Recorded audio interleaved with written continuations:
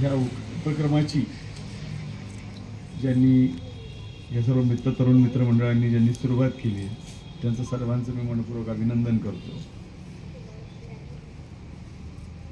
उपक्रम छान आहे, उपस्थिती किती आहे याला मूल्य नाही, नाहीतरी आज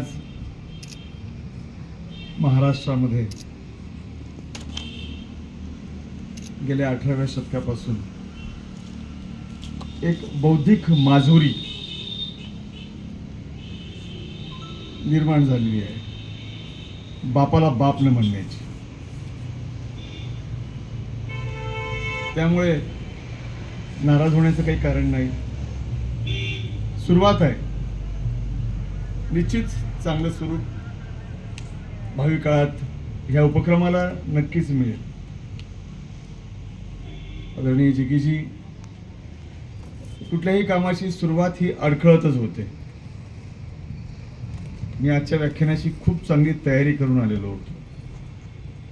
मला अशी कल्पना होती, कर्मभूमी आहे, चांगले अभ्यासक इथे आपल्याला आज मिळतील, चर्चा होईल। पण दुर्दैवानं जिथे पिकतं तिथे विकलं जात नसतं। आम्ही गेल्या 30 वर्षापूर्वी एक छोटासा उपक्रम आमच्या गावात सुरू केला होता। आमचं पूर्ण गाव हे वारकरी संप्रदायी गाव आहे। माझ्या वडिलांच्या काळापासूनच ती प्रबोधनाची चळवळ माझ्या गावात सुरू आहे आणि आम्ही दिंडी काढण्याचं प्रयोजन केलं। ते म्हणाले, सर तुम्हाला काही काम नाही आहे, तुम्ही जावा। आणि पहिल्या वर्षाला जेव्हा आमची ती दिंडी निघाली त्यावेळेस आम्ही फक्त 4च लोक होतो। आज 25व्या वर्षी त्या दिंडीचं स्वरूप 1000 ते 1200 लोकांचं। त्यामुळे असं होणार, चालत राहणार। मुळात महाराष्ट्रामध्ये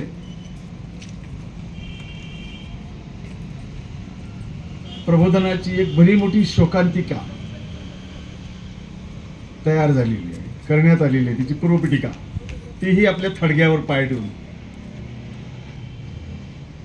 म्हणून मराठ्यांचा हा गौरवशाली, वैभवशाली, पराक्रमशाली, चिंतनशाली इतिहास आपल्यापर्यंत पोहोचवण्याचं काम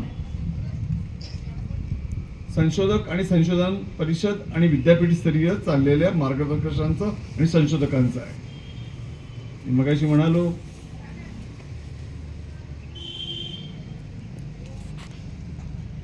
इतिहासामध्ये असं म्हटलंय, इतिहास माहित असणं जेवढं गरजेचं आहे, इतिहास असणं त्यापेक्षा तो माहित करून देणं जास्त गरजेचं आहे। इतिहासाची व्याप्ती, तथ्य, पद्धती ह्या नवसंशोधकांना, अभ्यासकांना ज्ञात झाल्या पाहिजेत। मुळात 350 ते 400 वर्षापूर्वी निर्माण झालेला हा एवढा गौरवशाली इतिहास अत्यंत विकृत पद्धतीनं याचं रेखाटन झालं। कलम कसाई, लेखणी बहादर यांना मनाला पटेल तशी कागदपत्र, खोटारडी कागदपत्र तयार होत गेलीत। घुशींच्या पिलांसारखी पुस्तकं बाळंत होणारी प्राध्यापक विद्यापीठांमध्ये बसलीत। तोंड फाटेपर्यंत, जीभ गळेपर्यंत व्याख्यानं देणारी व्याख्याता येत गेलीत। आपण टाळ्यापीठात राहिलो होतो आणि तोच इतिहास सत्यसंधत राहिला। सर्वप्रथम मराठ्यांच्या इतिहासातलं प्राचीन काळापासून तर आधुनिक काळापर्यंतच्या इतिहासाचं पुनर्लेखन, पुनर्मांडणी, पुनर्समीक्षा 18व्या शतकात याची सुरुवात जर कोणी केली असेल तर ज्योतिराव फुलेंनी। फुलेंच्या काळामध्ये उपलब्ध असलेली पुरावे, उपलब्ध असलेली कागदपत्रे यांची असलेली कमतरता, त्यामुळे ते नीटसम आणू शकले जरी नसतील, पण फुल्यांनी मांडलेली अनुमान, निष्कर्ष ही सत्य होती. आणि सर्वात आधी फुल्यांनी छत्रपती शिवरायांवर या महाराष्ट्रात सर्वप्रथम पोवाडा फुल्यांनी लिहिला. कुळवाडी भूषण असं नाव दिलं. आज आम्ही ज्या उत्साहानं ही जयंती साजरी करत आहोत, काल परवा कल्याणला म्हणालो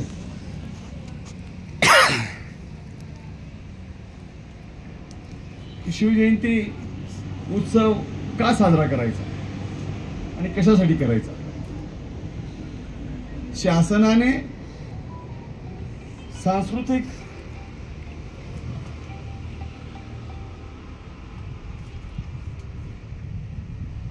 कार्यक्रम व्यवस्थित पार पडावेत, कुठेही गालबोट लागू नये म्हणून 19 फेब्रुवारी हा दिनांक मुकरर केला, जाहीर केला.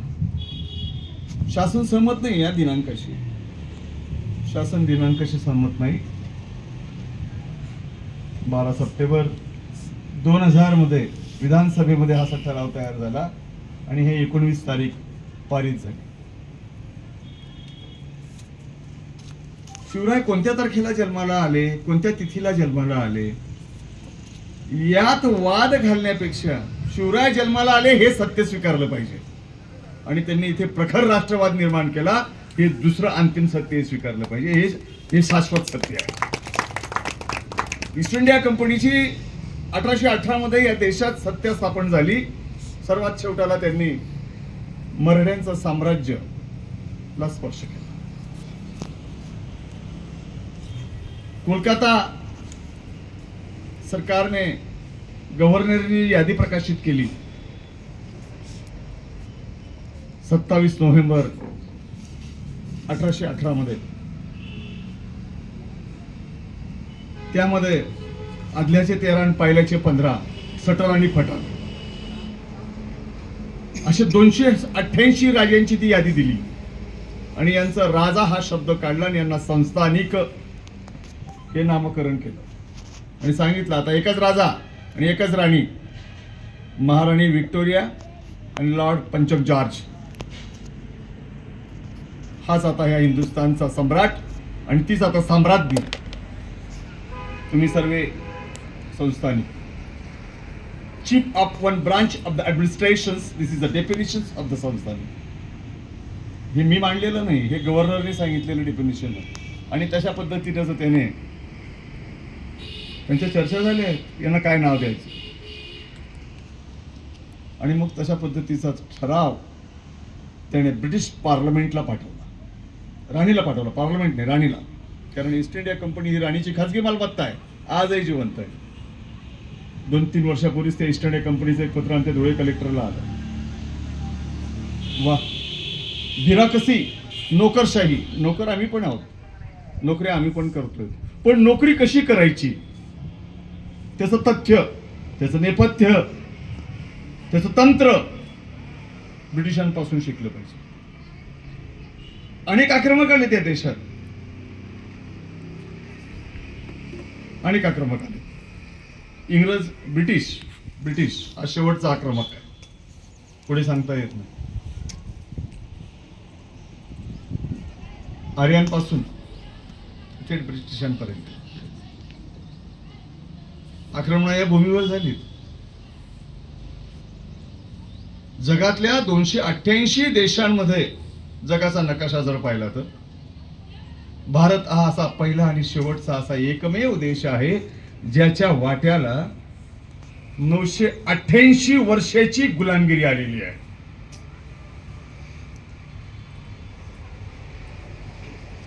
प्रदीर्घ काळ, चक्क 10 पिढ्या, 100 वर्षाचं आयुर्मान लावलं एका पिढीला तर चक्क 10 ते 11 पिढ्या. स्वातंत्र्य मिळालं, स्वातंत्र्य मिळालं, पण गुलामगिरीची जळमट डोक्यातनं बाहेर नाही निघाली. आणि गुलामगिरीची ही जळमट बाहेर निघावीत म्हणून ज्योतिराव फुले यांनी जनप्रबोधनाची चळवळ 18व्या शतकात सत्यशोधक समाजाच्या माध्यमातून सुरू केली. जात्यांत लढा.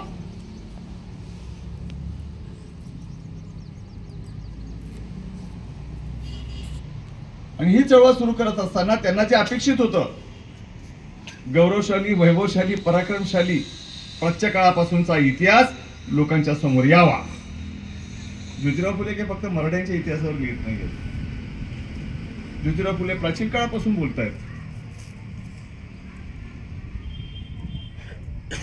मित्रांनो, ही शिवजयंती आणि या शिवजयंतीचा उत्सव अलंकारिक भाषेमध्ये अनेक साहित्यिक बोलतात. शिवरायांचे आठवावे रूप, शिवरायांचे आठवावे प्रताप, शिवरायांचे चालणे ते कैसे, शिवरायांचे बोलणे ते कैसे, शिवरायांची सलगी ती कैशी. ऐकायला छान वाटतंय, पण संशोधनाला खरे शिवराय येऊ द्या ना पुढे. इतिहास असणं जेवढं गरजेचं आहे त्यापेक्षा तो ज्ञात करून देणं त्यापेक्षा आणखीन जास्त गरजेचं आहे. मग सत्य इतिहास काय आहे? वेरूळ, मी माझं स्वतःला आज भाग्य समजतो की मला या महान राष्ट्र निर्मात्याच्या कर्मभूमीमध्ये मला आज बोलण्याची संधी प्राप्त झाली. वास्तविक मला आज देवासला लेक्चर होतं. आजचं लेक्चर मी उद्या ढकललंय आणि उद्या होणार. हो, अगदी गर्वाने सांगतो जिगीजी, छत्रपती या महाराष्ट्रात जन्माला आलेत, पण आपल्यापेक्षाही मोठ्या पद्धतीने उत्सव शिवजयंतीचे साजरे होतात ते महाराष्ट्र भूमीच्या बाहेर. आम्ही कायम जात असतो व्याख्यानांना. मध्य प्रदेश, राजस्थान, उत्तरांचल, तेलंगणा, आंध्रा, सर्वात मोठी शिवजयंती आजच्या परिस्थितीत देशात, विश्वात सर्वात जास्त मोठी शिवजयंती जर साजरी केली जात असेल तर तेलंगणामध्ये. हेवा वाटतो आणि प्रश्न पडतो आमच्या मनामध्ये की आम्ही मराठी आहोत का? सहजगत्या आम्ही पद्य गातो. शिवाजी आमुचा राणा, मराठी आमुचा तो बाणा, बाकीच्या भामट्यांना तुम्ही करा रे आयुष्यभर टनाना. हे ऐकायलाच बरं वाटतं, बोलायलाच बरं वाटतं. अरे त्यांना काय भामटे म्हणतात? भामटे तर आपण झालो आहोत.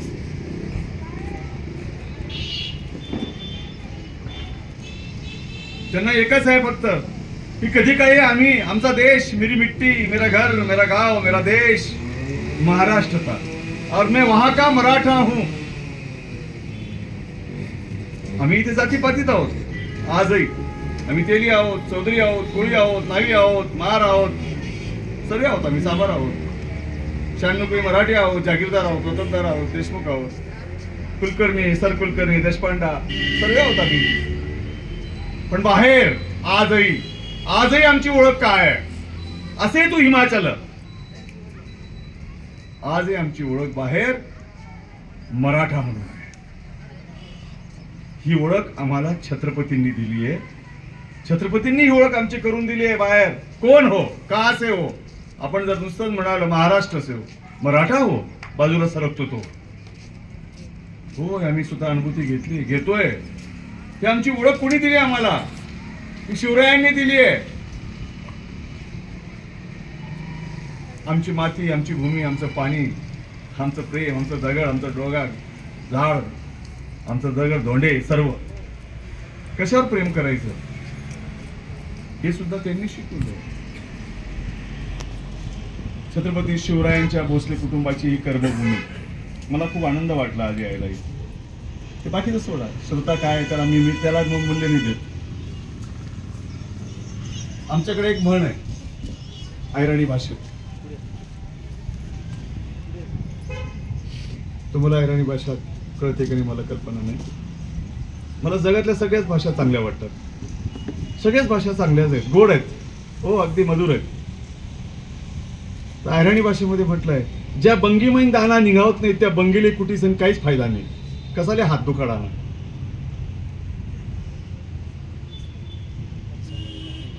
त्याच्यामुळे श्रोते किती त्याला मूल्य नाही. शेवटच्या बाजीरावाच्या सैन्यात भरती होण्यापेक्षा वैचारिक शेवटच्या बाजीरावाच्या 1818च्या बापू गोखलेच्या सैन्यात भरून रणांगणावर विनाकारण मौत घेण्यापेक्षा छत्रपती शिवाजी राजांचे प्रथम सेनापती प्रतापराव गुर्जरांच्या सैन्यात एक साथ ते वीर म्हणून जाऊन मरण घेतलेलं चांगलं. किमान इतिहास दखल तरी घेतो. अरे तो झुंजला वीर मरण घेतलं. पण शेवटच्या बाजीरावाच्या इंग्रजांच्या विरोधामध्ये लढाई जाऊन काही स्वतःला स्वातंत्र्य सैनिक, खोटा स्वातंत्र्य सैनिक बनवून घेण्याची गरज नाही, अजिबात नाही, मुळीच नाही. शिवराय, शिवरायांचा इतिहास,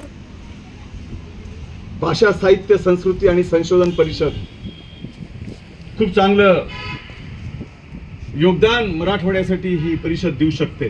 जिगीजी, माझा इतिहास साहित्य नाहीये, मी इतिहासाचा शिक्षक आहे, पण जिगीजी, बिरुटीजी ही सगळी आमची विद्यार्थी अध्यापनात दिशेतली मित्र आहेत. कदाचित मी सिनियर असेल त्यांना 4-5 वर्षांनी, जास्त नाही, असूही शकतो जास्त, पण तेव्हापासून आम्ही एका विचाराने एका ठिकाणी आहोत, काम करत आहोत. खूप चांगलं काम करतात हे सगळे लोक, खूप चांगलं काम करतात. माझी कामं तिकडे असतात. ही बंडखोरी आहे, ही कामं म्हणजे बंडखोरी आहे. प्रवाहाच्या दिशेने सर्वच चालतात हो, हवेच्या दिशेने. प्रवाहाच्या विरोधातच गेलं शिकलं पाहिजे. Doctor B.R. आंबेडकर तेच सांगतात, प्रवाहाच्या विरोधात चला. प्रवाहाच्या विरोधामध्ये तोच उभा राहतो ज्याच्यात वैचारिक शक्ती असते. विचारांचा लढा विचारांनीच झाला पाहिजे, अडमुट अडदान बिंडोक पद्धतीने नाही. त्या लढ्याला स्वरूप नाही, मुळीच नाही. भाषा साहित्य संस्कृती आणि संशोधन परिषद, आपण अध्यक्ष आहात, आपण सचिव आहात, आपण PhDचे मार्गदर्शक पण आहात. साहित्य माझा विषय नाही, पण तरीही आपण अनेकांच्या संपर्कात आहात. जिगीजी, बिरुटीजी, मी आपल्याला ज्ञात करून देऊ इच्छितो, अलीकडच्या मार्गदर्शकांना संशोधनासाठी विषय मिळत नाहीत, सुचत नाहीत. आमच्याकडे म्हणतात तसे, काय विषय घ्यायचा, कोणता विषय घ्यायचा, धन्य तो गाईड आणि धन्य तो संशोधन. इतका मराठ्यांच्या इतिहासामध्ये 1000 लोक, आज पण 1000 संशोधक PhD प्राप्त करू शकतील एवढं संशोधनाला वाव आहे. इतकी कागदपत्र आहेत खुशीजी, गेल्या 200 वर्षात त्यांना कोणी स्पर्श पण केलेला नाही. आता आमच्यासारखे भणंग विकारी असतात, बुद्धीला खुराक करणारे, जाऊन बसतो आम्ही वर्षातनं एखादा महिना, शोधत राहतो. भाषा आणि साहित्य, मराठी भाषेच्या व्यतिरिक्त, मोडी भाषेच्या व्यतिरिक्त प्रादेशिक भाषांमध्ये मराठ्यांच्या इतिहासाची पानं इतकी खचून भरलेली आहेत, शोधली पाहिजे. पण आम्हाला टेबल संशोधन पाहिजे, लायब्ररी रिसर्च पाहिजे, आम्हाला फील्ड रिसर्च नको आहे. खर्चिक आहे, मला मान्य आहे, खर्चिक आहे, पण तुमचं संशोधन जर दर्जेदार व्हावं. मला माझ्या गाईडचं सेंटेन्स खूप चांगलं आवडतं, आठवतं अजून, पण 1992ला मी जसं डॉक्टरेटला आलो PhDला, त्यावेळेस ते मला म्हणाले, स्वतःची विचारशैली वापर तर मोठा होशील, कुणीतरी तुझं ऐकेल. पण हे म्हणतात, ते म्हणतात, असं जर म्हणशील, असं करशील, फक्त PhD प्राप्त होईल, आयुष्यभर मागेच राहशील. हे मी ध्यानात ठेवलं आणि माझं काम मी अव्याहतपणे चालू ठेवलं. मला दिसतंय भरपूर कागदपत्र तशी पडली. इंग्रजांनी 288 राजेंद्र लोकांची यादी दिल्यानंतर या देशातनं मराठ्यांचा इतिहास मांडणाऱ्यांची हौस प्रत्येकाला आहे. उठसूट जो तो काहीतरी सटरपटर लिहितो, ISN ISBN मध्ये कुठल्या तरी मासिकात आर्टिकल टाकतो आणि स्वतःला महान संशोधक म्हणून घेतो. भेटत नाहीत परिषदेमध्ये, नाही तर अशांच्या शस्त्रक्रिया करायला फार आनंद वाटेल. झाल्याच पाहिजेत, संशोधकांनी केलेच पाहिजे यांच्या शस्त्रक्रिया. इतकं बेलगामी, इतकं खोटं रंगवून पडवून त्या इतिहासाचं सगळी मोड तोड करून टाकली आहे. प्राच्य काळामध्ये इतिहास हा स्वतंत्र विषय नव्हता. इतिहासला अर्थशास्त्र म्हटलं जायचं. असं मी नाही म्हणत ना, चाणक्य म्हणतोय त्याच्या ग्रंथात, मेगास्थेनीस म्हणतोय त्याच्या इंडिका नावाच्या ग्रंथात. माझं म्हणणं नाहीये, म्हणजे आजपासून 2700 वर्षापूर्वी त्या इतिहासाची मोडतोड सहज सुलभरित्या करून टाकली. काल परवाचा इतिहास आहे हा. मराठ्यांचा इतिहास काय फारसा जुना नाहीये. 300-350 वर्ष झाली आहेत. काल परवा इतिहासाची भाषा बोलतो. काल परवाचा इतिहास आहे. तोही आम्हाला सत्य पद्धतीने ऐकायला मिळत नाही. रामायण आणि महाभारत तर फारच लांब आहे. त्याची सुद्धा नव्यानं चिकित्सा मांडणी झाली पाहिजे. शास्त्रीय पद्धतीने त्याची चिकित्सा झाली पाहिजे. पण मराठ्यांचा इतिहास म्हणजे काय, मी परवाला कर्नाटला सांगितलं. शिवाजी राजांचा आणि मराठ्यांचा इतिहास म्हणजे काय स्वरूप आहे, हे वाल्मिकी रामायण सारखं स्वरूप आहे. रामायण 27 प्रकारचे रामायण आहेत, 16 प्रकारच्या गीता आहेत. त्यामध्ये कृष्णाची कोणती शोधावं लागतं, तसे रामायणाचे प्रकार. मूळ रामायण वाल्मिकी धक्केदायक आहे. किती लोकांनी वाचलंय, किती लोकांनी वाचलं. वाल्मिकी रामायणामध्ये राम वनवासाला जात नाही, रावणाची हत्या पण करत नाही, सीतेचं अपहरण पण होत नाही, वानर पूल पण बांधत नाहीत. तसाच प्रकार मराठ्यांच्या इतिहासात. मग विकृतीकरण झालं कसं. उत्तर रामायण कोणी लिहिलं, उत्तरकांड प्रक्षिप्त, कल्पना रम्य प्रतिभाशक्तीला जागृत करून लिहिलेली ही सगळी प्रक्षिप्त लिखाणं. तशीच मराठ्यांच्या इतिहासाची सत्य लपवण्यात आलीत. एक असत्य जर 100दा सांगितलं त्याचं सत्यात रूपांतर होतं 100%. आणि ही परंपरा सुरू झाली आणि त्या परंपरेला सर्वात आधी छेद दिला ज्योतिराव फुले इतिहासाच्या विकृतीकरणाच्या बाबतीत. फुलेंना आयुष्य कमी मिळालं. आज आम्ही जी शिवजयंती साजरी करत आहोत, याचा उद्गाता, याचा निर्माता, याची सुरुवात कुणी केली. फुल्यांनी पण नाही केली. नाही, मराठ्यांच्या इतिहासाच्या बाबतीत आकर्षण असलेला एक आयरिश व्यक्ती 6 देश म्हणून इंग्लंड झालाय. त्याच्यातला आयर्लंड, त्याच्यातला एक आयरिश. काँग्रेसची स्थापनेचं बाळकडू सुद्धा आयरिश माणसानेच भारतीय तरुणांना दिलंय. ते तर हे पक्षभिक्ष काही माहित नव्हतं आम्हाला. 1877ला जेव्हा ॲलन होमने ह्या 5 लोकांना वाळूचा किल्ला समुद्राच्या किनारे बांधणारे जे 5 विद्यार्थी होते, नामदार गोखले, दादाभाई नौरोजी, सुरेशचंद्र बॅनर्जी, फिरोजशाह मेहता, दिनेश वांछा, वाळूचा किल्ला बांधायचे पाहायला. सगळे इकॉनॉमिक्स होते, काही मॅथमॅटिक्स होते. ॲलन होम रोज गंमत बघायचं. ते म्हणाले, अरे तुम्ही या ब्रिटिशांच्या विरोधात काहीतरी करा. ते म्हणले काय करायचं, पक्ष ऑर्गनायझेशन. घाबरायचे, नको, जेलमध्ये जावं लागेल. म्हणजे या देशामध्ये काँग्रेस पक्षाच्या निर्मितीचं बाळकुडं सुद्धा विदेशी माणसाने दिला देशी लोकांना. आणि मग तो स्वातंत्र्य चळवळीचा इतिहास बाहेर आला. 1885 पासून त्याचे सुवर्ण पानं लिहायला सुरुवात झाली.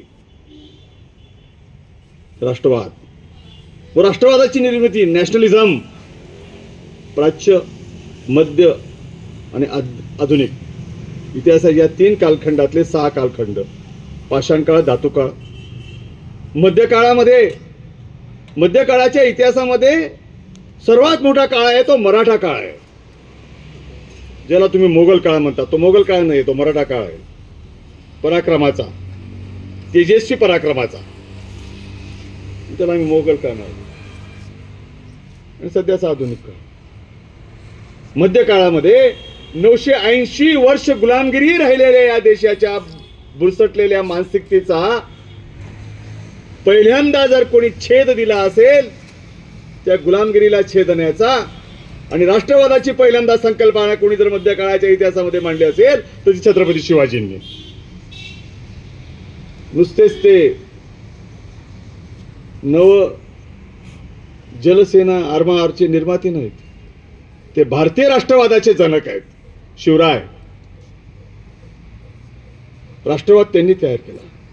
राणा प्रतापांचं अकबराशी युद्ध हे राष्ट्रवादाचं नव्हतं, फक्त त्यांच्या स्वतःच्या चितोडच्या साम्राज्यापुरतं होतं.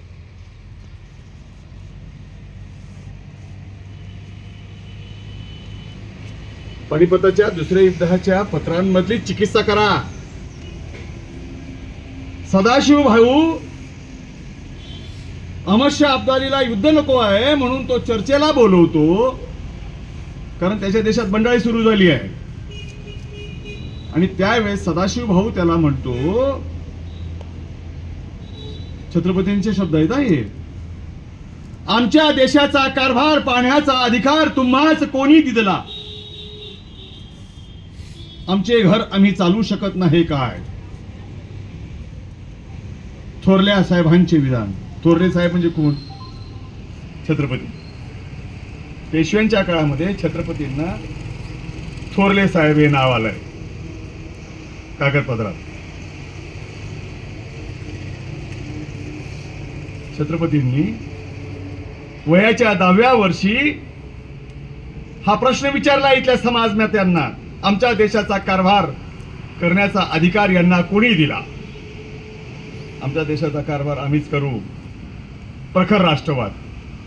आणि आपल्या 5 मित्रांना सोबत घेऊन वयाच्या 10व्या वर्षी या माणसानं, या व्यक्तिमत्वानं राष्ट्रवादाची ज्योत निर्माण केली. तोरणा किल्ला जिंकून तो प्रखर राष्ट्रवाद जन्माला आणला. Indian nationalism. सुरुवात छत्रपती राजपदाची व्याख्या बदलून टाकली. भारतीय पारंपरिक राजपदाची छेद दिला त्या राजपदाला सुद्धा. नुसतंच राज्य निर्माण करून थांबले नाही छत्रपती. शिवचरित्र काय सांगताय? राजा, सम्राट, राठ, विराट, बरीच मोठी यादी आहे. फक्त सम्राट पर्यंत गेलं आमचं राजपद, माणूस नाही झाला तयार राठ आणि विराट पर्यंत. आमच्याकडे देशामध्ये 2 गोष्टी फार महत्वाच्या आहेत, संख्या आणि राजपद.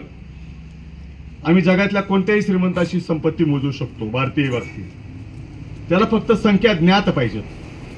त्या संख्येचा अभ्यास त्याने केला पाहिजे. ओ येस, मोजून दाखव.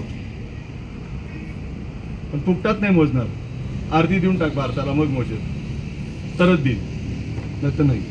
आमच्याकडे राजपद पण आहे, पण तेवढ्या तोलाचा मोलाचा तेवढा तेजस्वी, तेजपुंज, कर्तबगार राज्यकर्ताच झाला नाही या भूमीमध्ये. सम्राट पदापर्यंत संपला. शेवटचा सम्राट हर्षवर्धन. त्यानंतर सम्राटपद पण लयाला गेलं. मध्येच अकबराला जरा प्रेरणा तयार झाली सम्राट व्हायची. आणि अकबराचा लढा हा राणा प्रतापशी जो झालेला आहे, हो हे सत्य आहे. हळदीघाटाच्या युद्धामध्ये अकबर पण विजयी झाला नाही, राणा प्रताप पण हारला नाही. नाही गंभीर जखमी झालाय. त्यानंतर 2 वर्षांनी मेलाय राणा प्रताप. पण त्याचं लढणं त्याच्या स्वतःच्या राज्यापुरतं आहे, देशासाठी नाही. देशासाठी नाही. पहिल्या पानिपताच्या युद्धामध्ये त्याचा पणजोबा राणा संगा 45,000 सैन्य घेऊन पानिपताच्या मैदानावर उभा आहे वयाच्या 85व्या वर्षी. आणि इब्राहिम खान लोधीला सांगितलंय, मी मदत करतो तुला युद्धात, पण माझी अट आहे, भारत सोडून जावं लागेल. हा त्याचा राष्ट्रवाद आहे. नाही तर मदत करणार नाही. तू मर तोही मर. कोण? मोहम्मद जहीरुद्दीन बाबर आणि इब्राहिम लोधी. दोघी परकीय आहेत. युद्धभूमी भारत आहे. युद्धभूमी भारत आहे. राणा संघाने केला आहे तयार, मी देईल तुला मदत, पण माझी अट आहे, मी पराभूत करेल त्याला बाबरला. तुझ्यात ताकद नाहीये, तू फक्त उत्तम लष्करगडी आहे, पण तुझा मेंदू ठिकाणावर नाहीये. शिवरायांनी आम्हाला काय सांगितलंय? शिवरायांनी आम्हाला त्यांच्या चरित्रात एक संदेश दिलाय, डोकं ठिकाणावर ठेवून निर्णय घेणे. पायानं नका चालू, डोक्याने चाला, हे शिवराय सांगतायत. शत्रूला अंगावर घ्या, पण शत्रूला अंगावर घेताना आपली शक्ती तपासा. आम्ही त्याच्याशी लढू शकतो का? आणि आमची शक्ती जर कमी पडत असेल तर कृष्णाची नीती स्वीकारा आणि 2 पावलं मागे सरका, शत्रूला जाऊ द्या. तुमचं जिवंत राहणं सुद्धा इतिहासासाठी गरजेचं आहे. शिवरायांनी मागे सरकले, 2 पावलं घेतलीच मागे. मिर्झा राजा जयसिंगच्या पुढे 2 पावलं मागे घेतली आहेत. तळ घडून आणलाय. इच्छा नसताना आग्र्याला गेलेत. मी आज तर खरं आग्रा भेटीवर बोलणार होतो. वा, काय अफलातून आहे, काय अफलातून आहे. वा वा वा, बेस्ट बेस्ट. काय इतकं धाडस, इतकं मुत्सद्दीपण, इतकं बेरकी राजकारण आणि एवढी कमालीची वेळीची तरतुबता. शिवाजींचा चरित्रातला मागोवा घेताना, धुंडळा करताना आपल्याला सर्वात आधी एक गोष्ट येते लक्षात, शिवाजी राजांचं व्यवस्थापन शास्त्र, शिवाजी राजांचं नेतृत्व, शिवाजी राजांचं दातृत्व, शिवाजी राजांचं सामाजिक बांधिलकी, शिवाजी राजांची न्याय निष्ठुरता, न्याय प्रवीणता,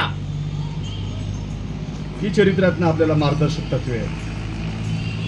नुसती जय भवानी म्हणून शिवजयंती साजरी करायची नाहीये. आग्रा भेटीत शत्रूच्या शिकार कशी करायची, सावज टप्प्यात आल्यावर तर शिकार होतेच. येस येस येस, सावज टप्प्यात आल्यावर शिकार होते, पण शिकार अशीही करावी लागते. तुमच्यात जर खरीच मस्ती असेल शूरतेची तर शत्रूच्या गोट्यात जाऊन शत्रूला मारायचं, म्हणजे आग्रा भेट आहे. औरंगजेबाच्या कडे जाणं म्हणजे काय सुखाची शयनशय्या होती का? अजिबात नाही हो. अरे, ज्या माणसाने जगातल्या 7वं आश्चर्य बांधलं,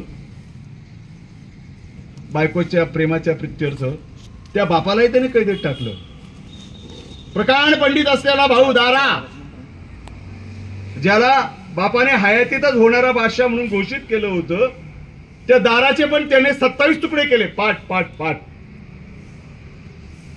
मुराद, त्यालाही मारलं, दाराच्या मुलालाही मारलं, सगळ्या कुटुंबाचा निपात केला. त्या औरंगजेबकडे जाणं म्हणजे काही फुलमळ्यांचं स्वागत थोडी होतं. राजे तिथे जाऊन सही सलामत परत आले आहेत.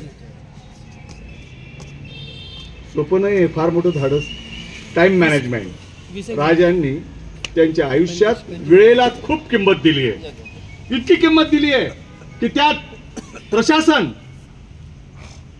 व्यवस्थापन, वेळ, एकमेकांशी सांगड घातली. त्यात नातं येऊ दिलं नाही, गोत येऊ दिला नाही, धर्म येऊ दिला नाही, जात येऊ दिली नाही. ते म्हणतात इथे नातं नाही, आणि स्वतःपासून सुरुवात केली. स्वतःची लेख दिलेली आहे प्रतापराव गुर्जरांच्या मुलाला. प्रतापराव गुर्जर छत्रपतींचे पहिले सरसेनापती आहेत. राजांचा आदेश होता शत्रूला पाणी द्यायचं नाही. बहलोल खान आणि प्रतापराव गुर्जरांची मैत्री होती. 5 दिवसपर्यंत बहलोल खानाच्या सैन्याला पाणी मिळालं नाही. प्रतापराव गुर्जरांनी त्यांना पाणी द्यायला गेलं. राजांना बातमी कळली. राजांनी सांगितलं तुम्ही त्यांना गनिमाचं पाणी का दिले. कान उघडणी केली. शत्रूला माफी नाही. तुम्ही व्याही जरी असतात काय झालं. जमलं ते बोलणं राजांचं. नेताजी पालकरची पण कान उघडणी केली आहे. त्याच्याही भावकीतल्या मुलाला मुलगी दिली राजांची, पालकरांच्या नेताजीच्या मुलाला नाही. तोही सोडून गेलाय राजांना. पन्हाळ्याच्या मोहिमेच्या वेळेस सैन्य वेळेवर आलेलं नाहीये हल्ला करायला. मुरारबाजी देशपांडेचा बळी गेलाय. दारुगोळा वेळेवर पोहोचलेला नाहीये. राजांनी कान उघडणी केली आहे. का म्हणून वेळ झाला? कशा करता वेळ झाला? नोकरी करण्याचा पात्रतेचा नाही. चल निघ. माफी नाही, माफी नाही. वेळ वेळ. आणि त्या वेळेचं पूर्ण नियोजन राजांनी आग्रा भेटीत केलं. सुटक्यानं. मी मगाशी म्हणालो, एक असत्य जर 100दा सांगितलं तर सत्यात रूपांतर होतं. आम्ही अक्षर ज्ञानाला जेव्हा सुरुवात केली 4थ्या वर्गापासून आम्ही एकच ऐकलंय, शिवाजी राजे आग्र्याहून मिठाईच्या पेटाऱ्यातून त्यांनी प्रस्थान केलं. बरोबर ना? करेक्ट? हेच ऐकलंय ना? हेच वाचलंय ना? हेच वाचतायत ना? अजून याच्यावरच विश्वास आहे ना? बरोबर ना? पण माझ्यासारखा एखादा माणूस आला आणि मी म्हणालो नाही गेले पेटाऱ्यात, तुम्ही म्हणणार अरे याचं डोकं फिरलंय. खरं तो पेटारा आम्हाला मधुर वाटायला लागलाय. इतका मधुर की आम्ही दुसरी कल्पनाला स्पर्शच करू शकत नाही. नाही गेले राजे पेटाऱ्याचे. गेले नाहीत. हा सह्याद्रीचा सूर्य जसा दिल्ली आग्राच्या दरबारात कडाळला, तू देखा तेरा बाप देखा, मैं आदमी कौन हूं, खड़ा किया होता तो जरा गौर से किया होता, अरे छोड़ी तेरी मनसब. बापरे, इतकं धाडस, इतकं वीरश्री. कणाच्या पाळ्या लाल झाल्या आहेत, डोळे आग ओकतायत, चेहरा लालबंद झालाय. कणाच्या पाळ्यांमध्ये हात घातलेले ढुल हलतायत, व्हायब्रेट होतायत. अंग संतापाने थरथर करताय. मिर्झा राजा जयसिंगचा पोरगा रामसिंग हा राजांच्या वयाचा बरोबरचा आहे. राजांचं त्याचं वय एकच आहे. जेव्हा राजा आग्रा भेटीला गेले तेव्हा राजांची अवस्था त्याने पाहिली आणि मारवाड भाषेत जवळ येऊन तो राजांना म्हणला, राजाजी धीरज बनाई राखो, राजाजी धीरज बनाई राखो, उडो उडो माल पावा, वो उणो उणो उडो माल पावा घेवर नीणू भावे, राजाजी धीरज बनाई रखो, नींद क्यों ना आवे. शोधा कागद शोधा.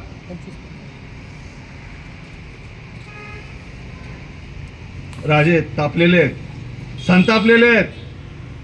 अरे असा माणूस त्यांच्या पुढे उभा आहे ज्या माणसाला राजांच्या सामान्य सरदारांनी मुसक्या आळून झाडाला बांधून खंडी वसूल केली आहे. तो माणूस राजांच्या पुढे आहे.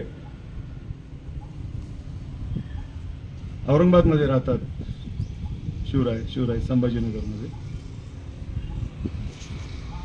मी प्राच्य काळात नेतो आपल्याला 2-3 मिनिटांसाठी. जगाला जिंकायला निघालेला सिकंदर अलेक्झांडर रस्ता चुकून झेलम नदीकाठी पोहोचला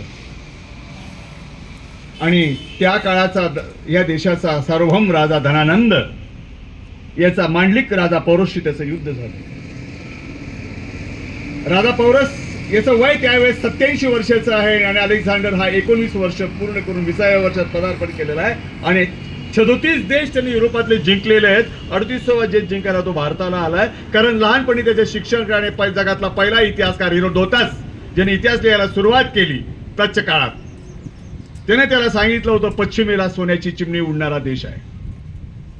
रूपक आहे ते, रूपक आहे भाषाशास्त्र. म्हणजे या पश्चिमेला जो देश आहे त्याची आर्थिक सुबत्ता प्रचंड चांगली आहे, सुदृढ आहे, निकोप आहे. जा तिथे जाऊन सत्ता मिळव. इथे काय युनानमध्ये लढत बसला. युनानचा राजा आहे तो, नंतरचा ग्रीस, मग रोम. आणि तो भारत जिंकायला आलाय. राजा पौरस हारलेला आहे. छोटासा राजा आहे, छोटासा गट पकडला गेलाय. ग्रीक कसे लढतात, ग्रीकांचं लढण्याचं साहित्य कसं आहे, सामुग्री कशी आहे, हे वयाच्या 10व्या वर्षी चाणक्याच्या सांगण्यावरून चंद्रगुप्त त्याचा शावणीत शिरलाय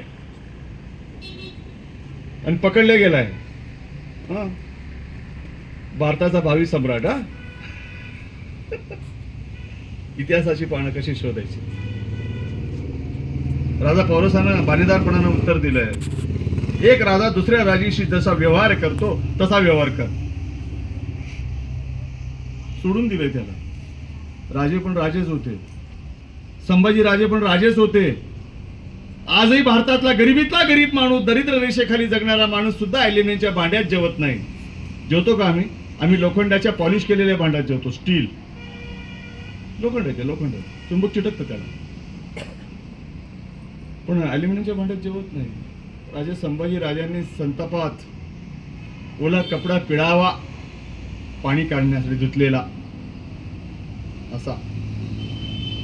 जरा सोनेरी महलात जावा हो. आता आहे का नाही काय कुणास ठाऊक. मी पाहिलंय 40 वर्षापूर्वी तिथे. त्या थाळ्या अशा पिळून टाकल्या आहेत.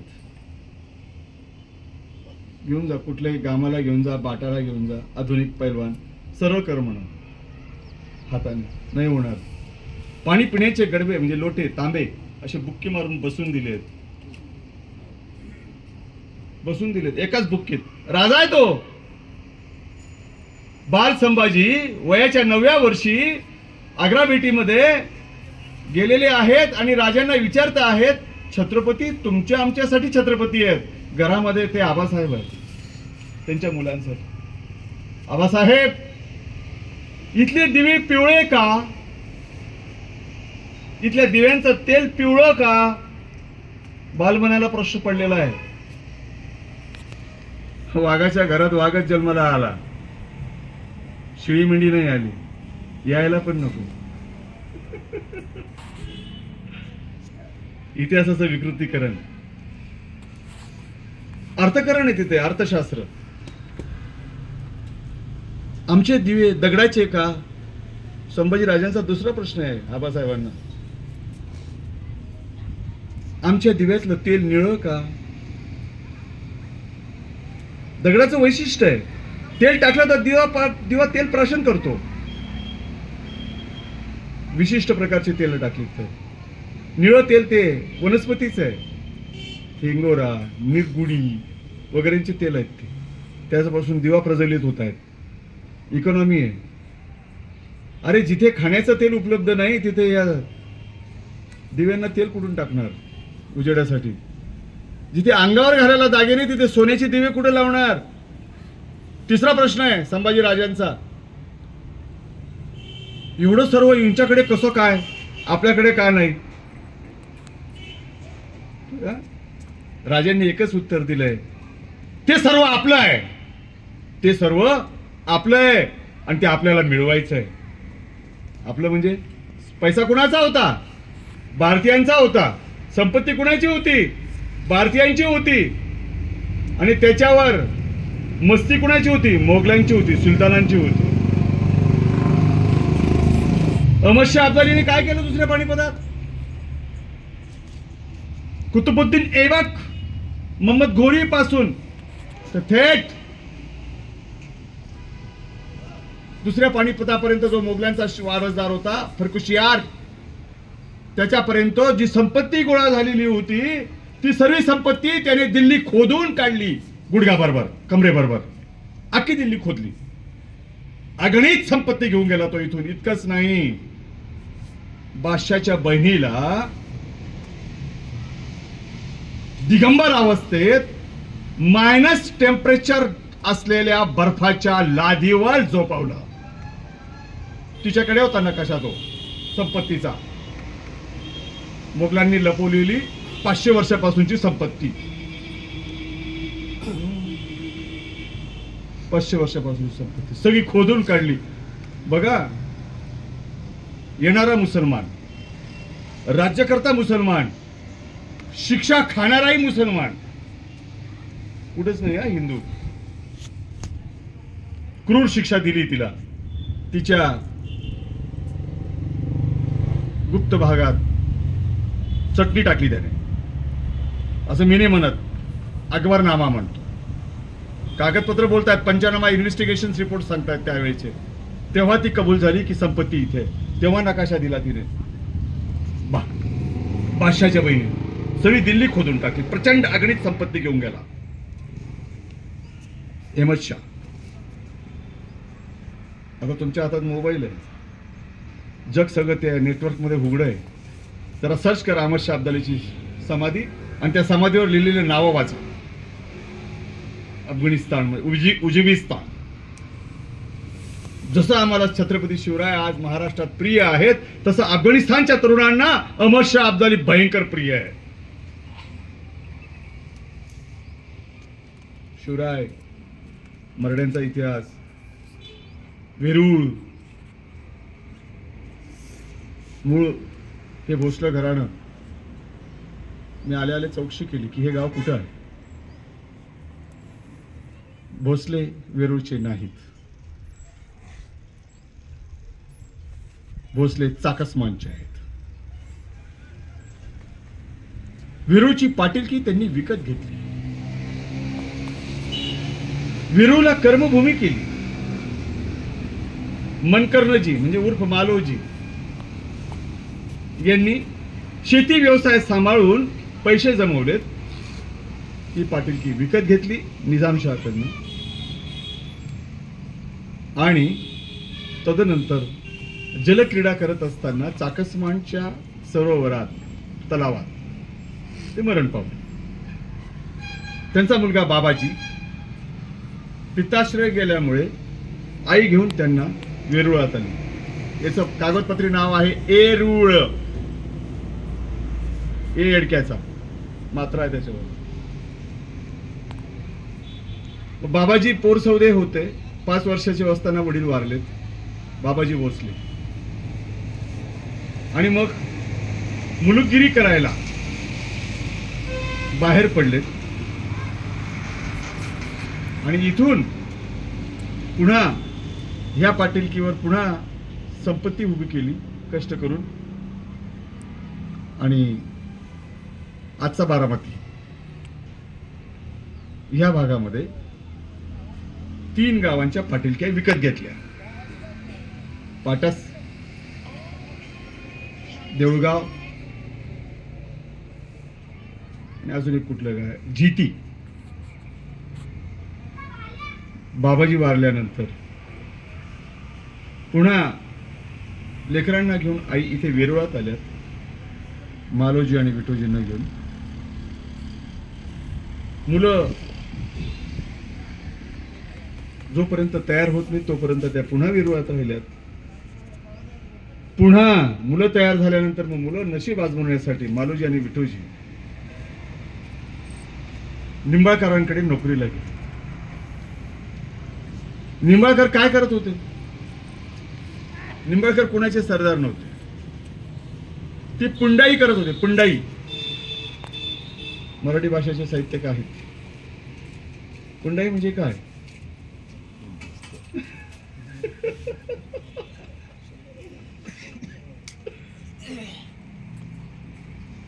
आणि मग तिथे त्यांनी आपलं नशीब आजमायला सुरुवात केली.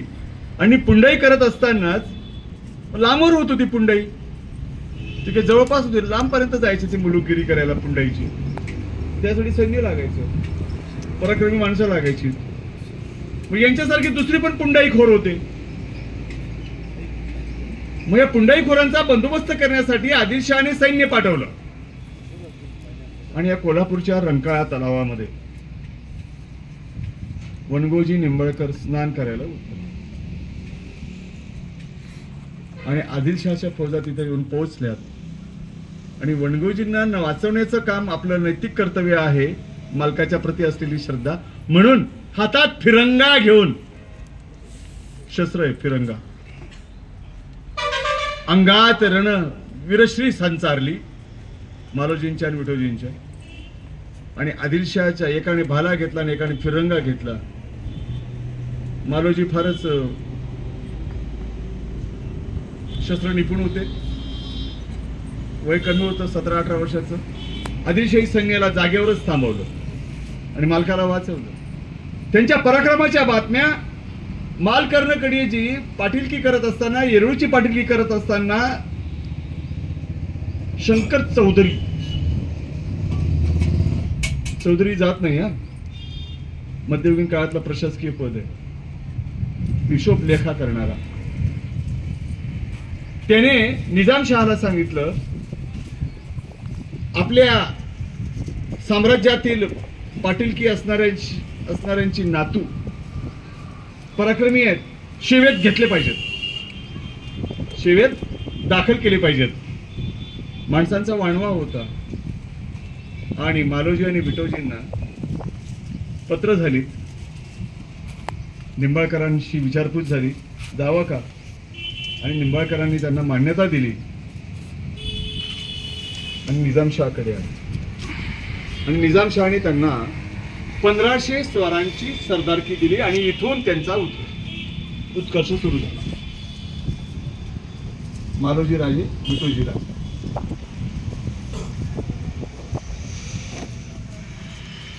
वेरूळ कर्मभूमी राहिली. कार्य पुणे भागात झालं. मग तदनंतर मालोजींच्या पोटी शहाजी, शरीफजी, बिटोजींना 10 मुलं झाली. मोठ्या मुलाचंही नाव त्यांचं संभाजी झालं. दोघांची विवाह शरीफजी आणि मालोजी निजामशहाच्या साक्षीनं देवगिरी किल्ल्याच्या प्रांगणात झाली, दौलताबाद. आता बखरकार सर्वात ढोंगी बखर जर कुठली असेल मराठ्यांच्या इतिहासा संदर्भातली ते 91 कलमी. छत्रपतींच्या नंतर कितीतरी वर्षांनी लिहिल्या गेली. छत्रपतींच्या समकाळामध्ये लिहिल्या गेलेली एकमेव बखर म्हणजे कवींद्र परमानंद. बस सभासद बखर सुद्धा राजाराम महाराजांच्या सांगण्यावरून लिहिल्या गेली. अतिशयोक्तीपूर्ण वर्णन. बखर या शब्दाचा अर्थ आहे खबर, बातमी, बातमीपत्रे, त्रोटक स्वरूपाची, गद्यात्मक, पद्यात्मक. राजवाड्यांनी जी 12 निकष लावली आहेत, बखरीची सत्यता बऱ्यापैकी लावली. त्यांनी पहिल्यांदा चांगलं काम केलं. राजवाड्यांनी मराठ्यांचा इतिहास जेवढा विकृत पद्धतीने केला तेवढा कोणत्याच संशोधकाने केला नाही. राजवाड्यांनी छत्रपतींच्या 12 बायका शोधून काढल्या, खोट्या, लावून दिलं लोणनं गळ्यात. शिवाजी राजांना काही कामच नव्हतं का, फक्त लग्नच करत राहिले का ते? अरे वेळ कुठं होता त्या माणसाला, कुठून आणला शोध? तो चिटोरा आम्हाला 30 वर्षात अजून मिळाला नाही. भारत इतिहास संशोधन मंडळामध्ये आम्ही अनेकदा गेलो, ॲडव्होकेट अनंत दारवटकर यांना सोबत घेऊन, की राजवाड्यांना सापडलेला शिवाजी राजांच्या 12 बायकांच्या माहितीचा चिटोरा आम्हाला द्यावा. नाही मिळाला, अजून नाही मिळाला. 4 स्त्रियांशी विवाह झालाय. 91 कलमी बखर असं सांगते शहाजी राजांच्या विवाहाच्या संदर्भात. आता इथे बघा जो वाद चाललाय जरांगे पाटलांचा सरकारशी, तो शब्द इथे आहे.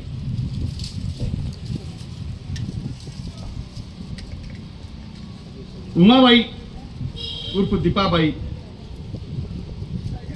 लखुजीरावांना असं सांगते की कुणब्याच्या घरी प्लेट कशी द्यायची. कुणबी हा शब्द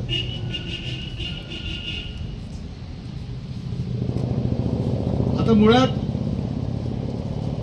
इतकं खोटं आहे बेलगामी. जाधव, भोसले, निंबाळकर हे रक्त आपतेष्ट आहेत. रक्त आपत आहे. नात्यातलं 3 प्रकारातलं पहिलं नातं आहे रक्तनातं. रक्ताचं नातं कसं? जाधवरावांची पत्नी निंबाळकरांची बहीण आहे. लखुजीराव जाधवांची पत्नी म्हणजे राजमातांची आई.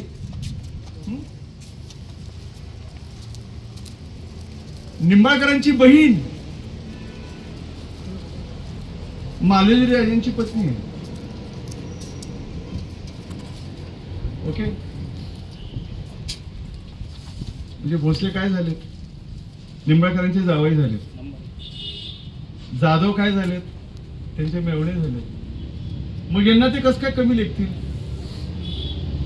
हा, सांपत्तिक स्थिती आपण समजू शकतो की आपल्या बरोबरीची नाही. देशमुख ही काही जात नाहीये, प्रशासकीय पद आहे. सर देशमुख जात नाहीये, कुलकर्णी जात नाहीये, चौधरी जात नाहीये, पटवारी जात नाहीये, कानूनगो जात नाहीये, जमादार जात नाहीये, हवालदार जात नाहीये. प्रशासकीय पद आहे ती जशीच तशी आपण प्रवृत्तीने आता लिहित आलोय. आता मी पण लावतो खासेराव पाटील, सर्जेराव पाटील, कोणीतरी असेल बाबा आमच्याकडे तेव्हा, आम्हालाच माहित नाही कोण होता जात. तर वादच नाहीये, रक्ताचं नातं आहे. शहाजी राजे आणि जिजामातांचं लग्न झाल्यानंतर शिवाजी राजांचा जन्म ज्यावेळेस होणार होता त्यावेळेस त्यांनी जिजामातेला शिवनेरीवर ठेवलं असा आपण पुरावा मिळतो. शिवनेरीवर का ठेवलं? दगदगीचा काळ होता, निजामशाहीची नोकरी सुरू केलेली होती शहाजी राजांनी. शिवाजी राजांचा जन्म होण्याच्या आधी 1 वर्ष आधी शिवाजी राजांच्या मोठ्या भावाचं लग्न शिवनेरीवर झालं. संभाजी राजांचं लग्न होऊन त्यांची पत्नी जयंती म्हणजे जयवंताबाई, विश्वासराव, राजा विश्वासराज कर्नाटकातला मराठा आहे, निजामशहाचा शिवनेरीचा किल्लेदार आहे. आणि सगळ्या सोयऱ्यांच्या साक्षीला ठेवून शहाजी राजे, राजमाता जिजाबाई आणि कुटुंब यांना सर्वांना विश्वासराजच्या हवाली करून खानदेशामध्ये मोगल सरदाराचा बिमोड करण्यासाठी स्वारीवर आले. आणि 1627 ला 8 एप्रिल 1627 ला राजांचा शिवनेरीवर जन्म झाला.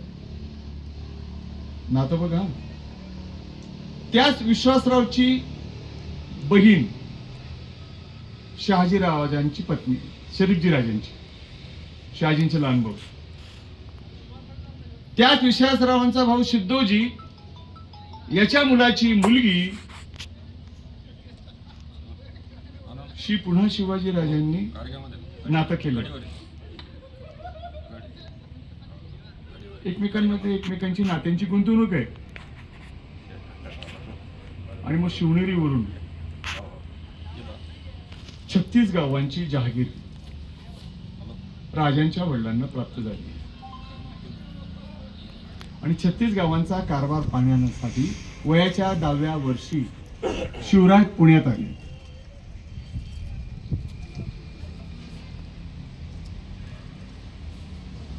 त्यावेळेस पुणे आदिलशहाचा स्वतःहून स्वयंघोषित प्रामाणिक नौकर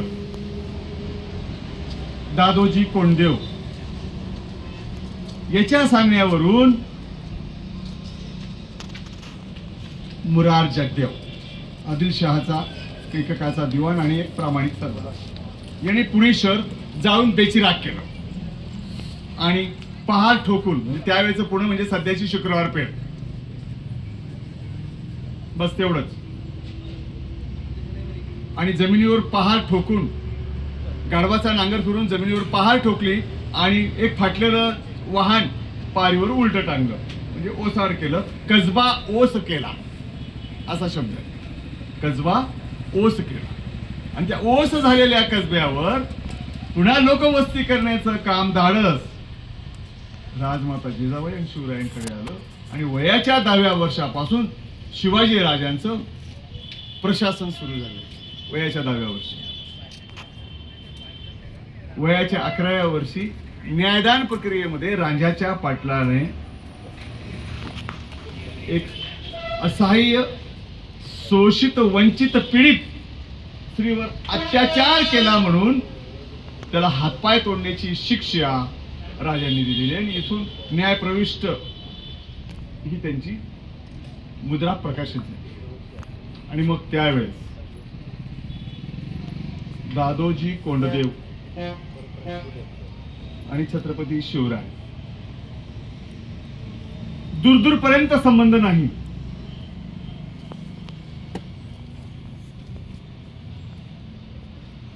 (1645) मध्ये आदिलशहा बादशाहला सतत खबर देण्याचं काम करतो म्हणून शिवरायांनी त्याला अटक केली, कैदेत टाकले त्याचे डोळे काढले, त्यातच तो कृतज्ञात मरण पावला. लक्षात येते शिक्षा. मग शिवरायांच्या सोबत शहाजीराजांनी जी माणसं पाठवली त्यात दादोजी नाही आहेत.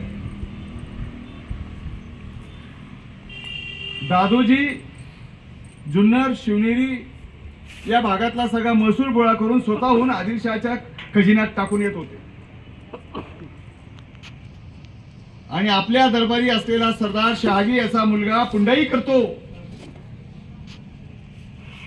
असे लेखी पत्र त्याने पाठवले आदिलशाह. म्हणून आदिलशहाने शहाजीराजांना जाब विचारलाय की तुमचा मुलगा काय करतोय, किल्ला कसा काय बांधतोय. शहाजीराजांनी कानावर हात ठेवलाय आणि म्हटलंय, उत्तर दिलंय, मुलगा आणि त्याची आई माझ्यापासून विभक्त राहतात, मला ज्ञात नाही. बघा गंमत, मुलगा आणि त्याची आई माझ्यापासून वेगळे राहतात, मला ज्ञात नाही. एक तर्फे गुमजाव केलाय, मुद्दा खोडून काढला. आणि शिवाजी राजांनी त्यांचा स्वराज्याचा उद्योग, हिंद स्वराज्याचा उद्योग मोठ्या पद्धतीने सुरू केला. दादोजी कोंडदेव जोपर्यंत जिवंत होते तोपर्यंत त्याने शिवाजी राजांना कोंढाणा किल्ला जिंकू दिला नाही. 2 वेळा शिवाजी राजांनी त्यांनी प्रयत्न केला कोंढाणा किल्ला जिंकायला. दोघे वेळेस ते प्रयत्न असफल झालेत. शेवटी दादोजीचा बंदोबस्त करणे आहे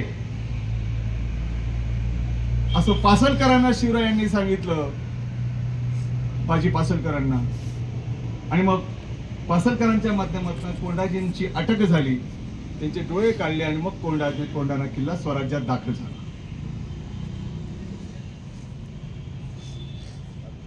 ला 1645 दादोजींचं निधन झालं, 46. आणि मग किल्ल्याची बांधकामं, स्वराज्याची वाढ झपाट्यानं व्हायला सुरुवात. एक एक एक एक प्रसंग उद्दामशील असलेल्या जावळीच्या मोऱ्याला ठिकाणावर आणलंय. शिवाजी राजांचे 65 शत्रू अशी जी यादी अलीकडे काही संशोधक देतात, निखलास चुकीची आहे.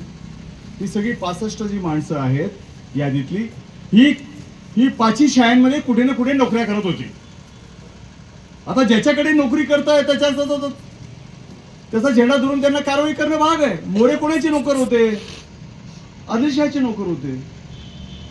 त्यांना त्याचे मीठ खाल्लंय त्याचं काम करावं लागेल. ही सगळी 65 मराठा सरदार काही निजामशाहीत होते, काही आदिलशाहीत होते, काही कुतुबशहाकडे होते, काही मोगलशाहीकडे होते. स्वतः शिवाजीराजांचे वडील शहाजीराजे कोणाची नोकरी करत होते? कधी निजामशाही तर कधी आदिलशाही तर कधी मोगलशाही.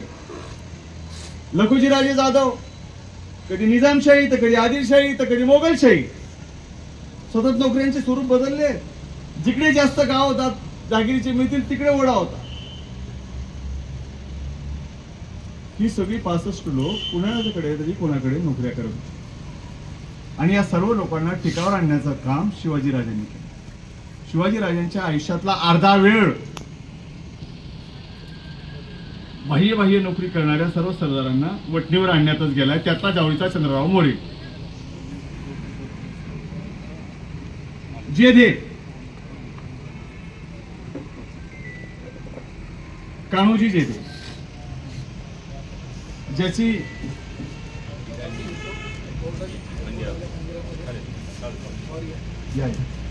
आणि मग या पद्धतीनं शिवाजीराजांनी त्यांच्या कर्तृत्वाचा, कार्याचा डंका सगळीकडे जेव्हा सुरू केला, मग अफजल खान, वार कोणी केला याला मूल्य नाहीये. ज्या वेळेस अफजल खानाला मारलं त्यावेळेस शामी आण्यामध्ये फक्त 2च लोक होते, छत्रपती शिवराय आणि गोविंदपंत बोकील. आता गोविंदपंत बोकील हे शिवरायांचेच वकील होते. अफजल खानाने, जगन्नाथ सरकारांनी मान्य केलंय शिवाजी आणि आयडिस टाइम्स या ग्रंथामध्ये की वार अफजल खानानेच केला, शिवरायाने नाही केला. आणि त्यावेळेस चपळीनं आता अफजल खानाला मारणे बघा गंमत. अफजल खान सामान्य समजू नका. जो औरंगजेब मराठ्यांचं राज्य बुडवायला इथे 25 वर्ष महाराष्ट्रात दाखल झाला, त्या औरंगजेबला अफजल खानाने कोंडीत पकडलं होतं. औरंगजेबाच्या हयातीमध्ये हे 2 प्रसंग असे आहेत. त्यावेळेस जर औरंगजेबला माफीनामा झाला नसता तर कदाचित मराठ्यांच्या इतिहासाचे सुवर्णपण आणखीन आपल्याला वेगळ्या पद्धतीने वाचावे लागले असते. हे सत्य आहे. अफजल खानाने बिदरच्या आणि कल्याणीच्या वेढ्यामध्ये औरंगजेबला कोंडीत पकडलाय. 4 दिवस पर्यंत त्याला अन्न पाणी मिळू दिलं नाहीये अफजल खानाने. आणि शेवटी अफजल खानाच्या सोबत तहामध्ये असलेला मुस्तकीम खानला औरंगजेबने पत्र लिहिलंय, तुम्ही माझ्या वडिलांचे मित्र आहात, माझी जी व्यवस्था अवस्था तुम्ही केलेली आहे, माझ्या जीवाचा काही दगाफटका झालास तो संपूर्ण दिल्ली आदिलशाही बेचिराग करायला येणे राहील, मला त्वरित करावे. औरंगजेब लिहितोय बरं का पत्र मुस्तकीम खानाला. आणि मुस्तकीम खानाने अफजल खानाशी धोकेबाजी दगाबाजी करून औरंगजेबाला मध्यरात्री 1:15 वाजता वेड्यातून सही सलामत बाहेर काढलं. औरंगजेब वाचला.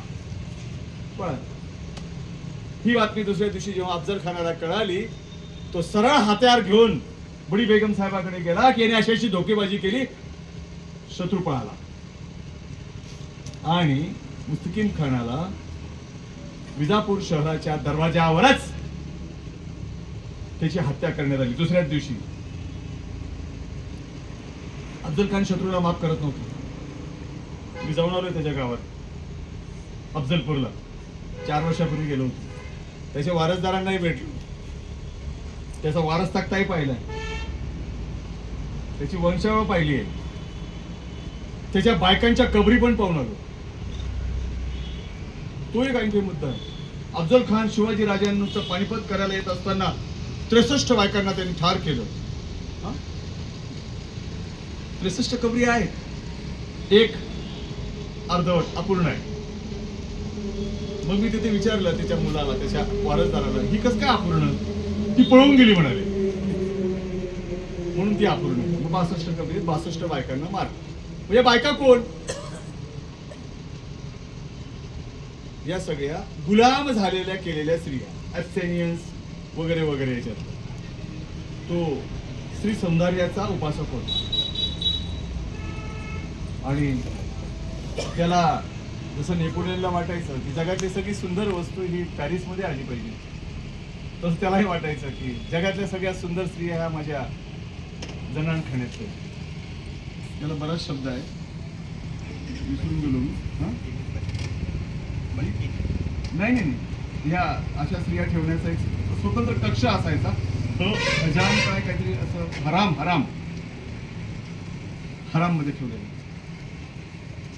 आणि मग या सगळ्या सुंदर स्त्रियांचं काय होईल मी जर परत आलो तर? नाही तर त्यापेक्षा यांना मुठबाती द्या आणि जबरदस्तीने त्यांना सगळ्यांना मारण्यात आलं. त्यांच्या त्या 62 कबरी. शिवाजी राजांचा त्या स्त्रियांच्या मृत्यूशी काही संबंध नाही. मध्यंतरी आता एक मंत्री बडबडला, वाघ नख भारतात आणणार. ऐकलं असेल आपण पण. मध्ये मध्ये आपल्या मराठी माणसांना झटके पडतात राजकीय नेत्यांना. कधी तलवार आणतात, काय आणतात त्यांनाच पण आणत काहीच नाही. माणसाला आयुष्याला वय आहे. शरीर चिकित्सा शास्त्र असं सांगतं, वैद्यकीय चिकित्सा शास्त्र, माणसाचा जेव्हा मृत्यू होतो त्यावेळेस एक अवयव हा मृत अवस्थेत जातो. सर्वात आधी मृत होतो, बंद होतं ते हृदय. 24 तासानंतर मग डोळे, मग कान, सगळ्यात शेवटाला 30व्या वर्षी हाड नष्ट होतो. चमत्कारिक आहे आपलं बॉडी, फार रहस्यमय आपलं शरीर. मग आम्हाला 100 वर्षाचं आयुष्य आहे. आमच्या शरीरातलं अस्थि जर 30 वर्षात नष्ट होते तर प्रत्येक प्राण्याला आयुष्य आहे.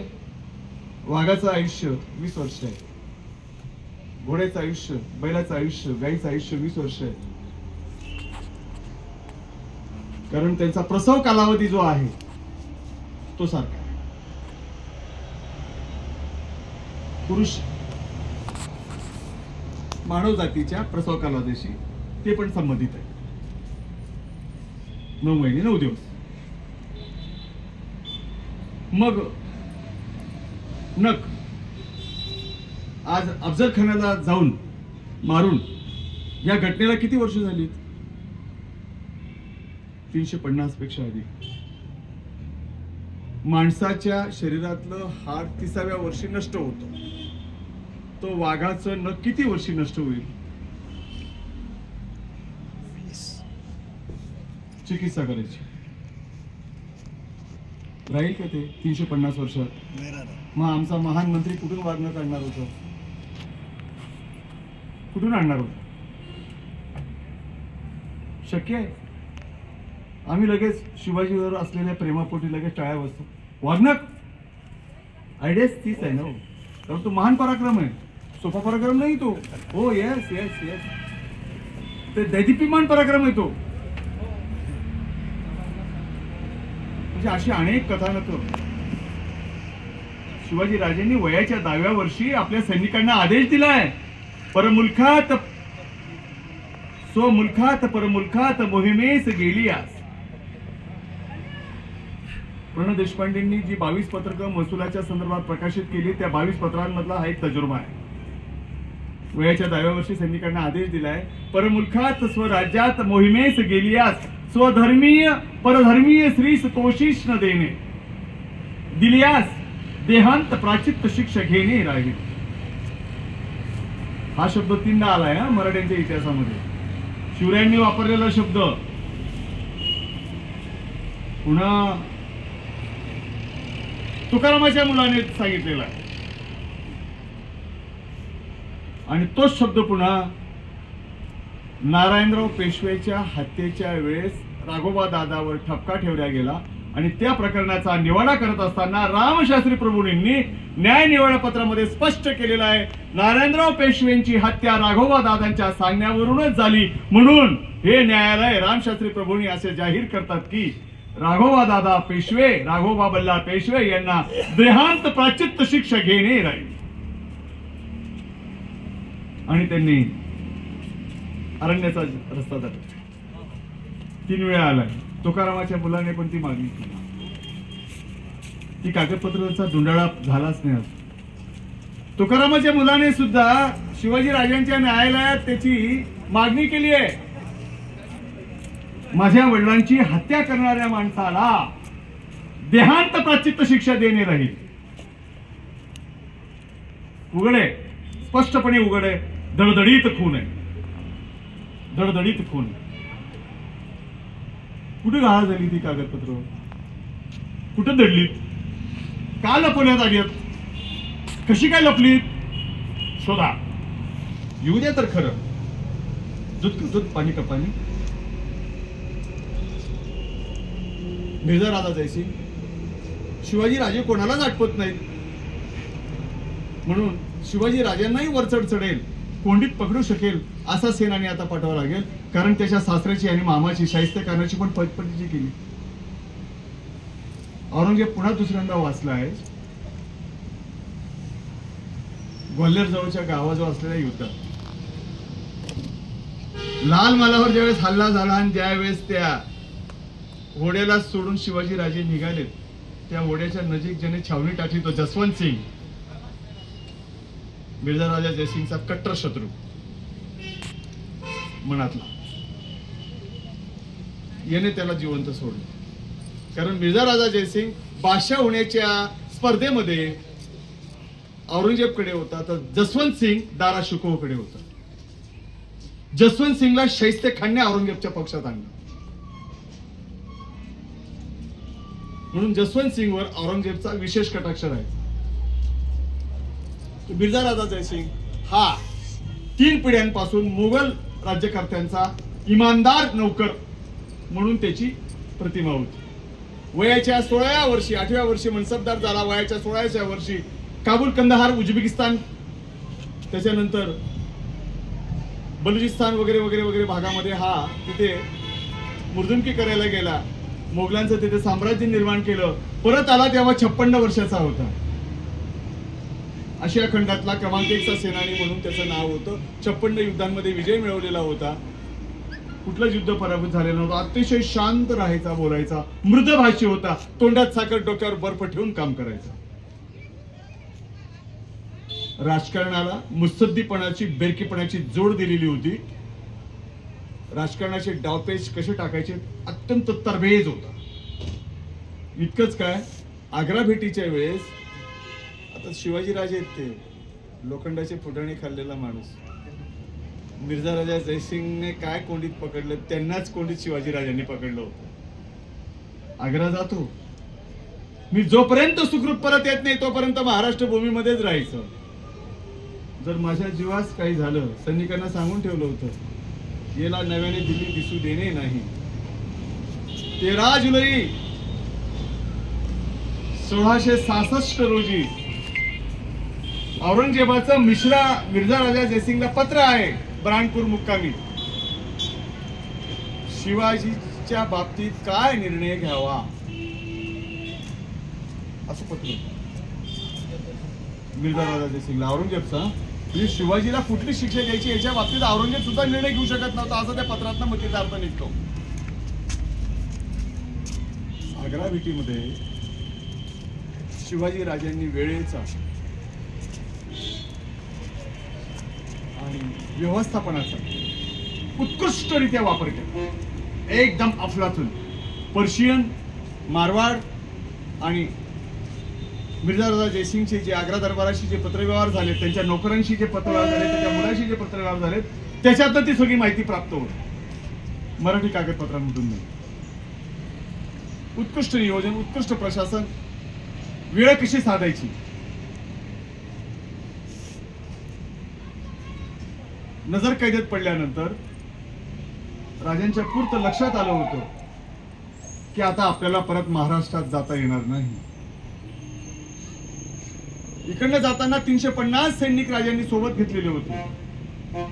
मोठा लवाजमा होता, हाती, घोडे, अंबारी, पालखी. आता हा सगळा लवाजमा घेऊन पळणं शक्य नव्हतं. कुंवर रामसिंग याच्या हवेलीमध्ये राजांना नजरकैद केले गेले, जी मिर्झा राजा जयसिंगांचं स्वतःच राहण्याचं ठिकाण होतं दिल्लीतल्या वास्तव्यात. आणि तिथून कसं निघायचं सुरू झालं. शिवाजी राजांचे डमीज हे सतत तयारच असायचे. सिद्धीजोरच्या मोहिमेमध्ये जीवा महाला डमी तो गेलाय. काय मित्रांनो, तुम्हाला जर मी म्हणाल तुम्हाला धक्का बसेल सर, काय सांगतायत. आग्रा भेटीमध्ये चक्क 45 दिवस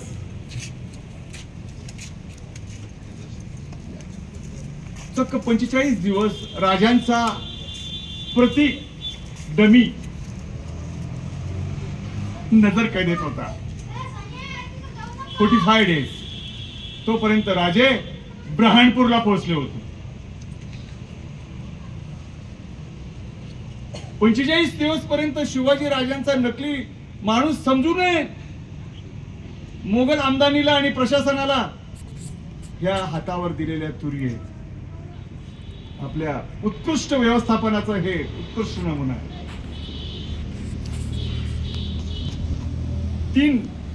तीन डमी, 3 बहुरूपे राजांचे त्यावेळेस त्यांच्या सोबत होते. पहिला प्रल्हाद निरोजी, दुसरा निरोजी फरजाद, तिसरा एक ब्राह्मण आनंद नावाचा. स्टील सेम, चेहरापट्टी, दाढी, केस, 2 महिने राजांचं नजरकैद आहे. 2 महिन्यापर्यंत या तिघी लोकांनी आग्र्यातला एकही माणूस आपल्याला ओळखू शकणार नाही अशा पद्धतीनं वेषांतर केलंय. क्या बात आहे. अरे तिसऱ्या डमीची तर इतकी चाल इतकी सुंदर आहे. 17 ऑगस्ट 1666 ला तिसरा डमी शिवाजी राजे बनून कोर रामसिंगच्या हवेलीमध्ये जाऊन जेवण करून आला.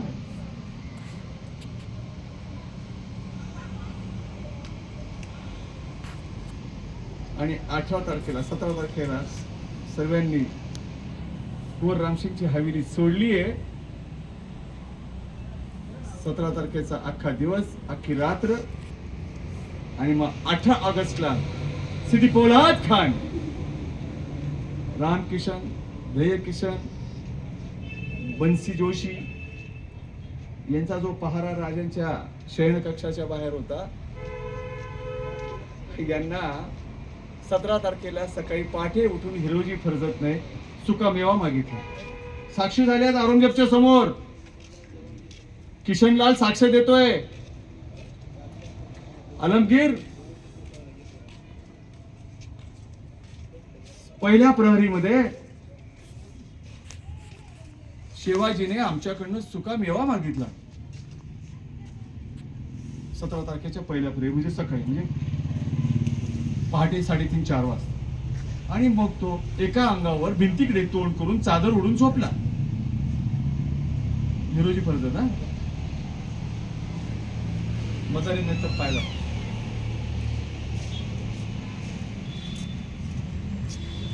पहिला 22 जुलै 1666 रोजी राजांनी आग्र्याहून प्रस्थान केलं. सही सलामत भर दिवसा दुपारी 12 वाजता असा सह्याद्रीचा सूर्य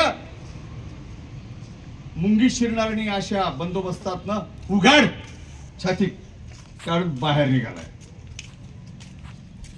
कसलाच पेटारा नाही, कसलाच पटारा नाही.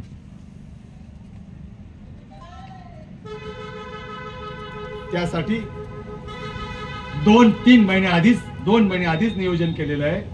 नेवाशाचा ब्राह्मण आनंद जोशी जो ज्ञान मिळवण्यासाठी काशीला गेला आणि ज्ञान मिळवल्यानंतर कवींद्र परमानंद झाला, त्याला पाचारण केलंय. काशीवरून 50-60 ब्राह्मण घेऊन मला भेटायला गेले. कवी परमानंद 22 जुलैच्या आधीच 5 जून 1666 रोजी आग्र्यात दाखल झालाय. राजांना भेटायला आलाय. राजांच्या नजरकैद्याच्या हवेलीच्या बाहेर डेरा टाकलाय 40 ब्राह्मणांना घेऊन.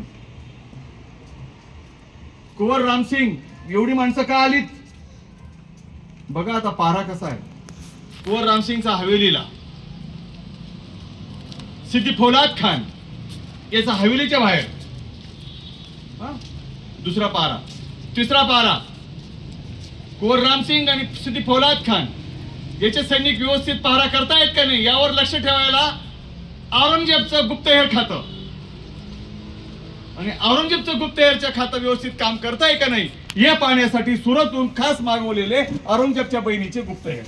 4था पारा. असं मिळून सर्व 13,000 लोक.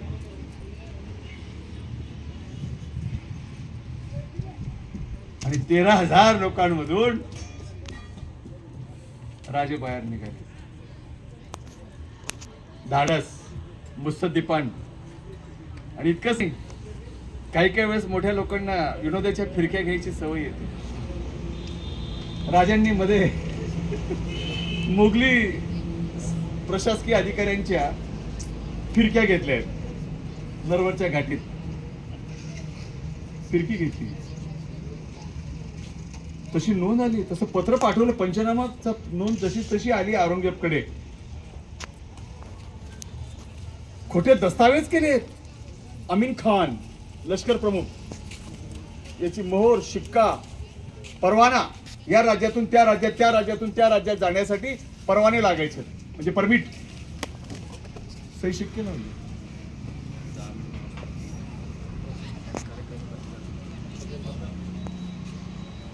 आणि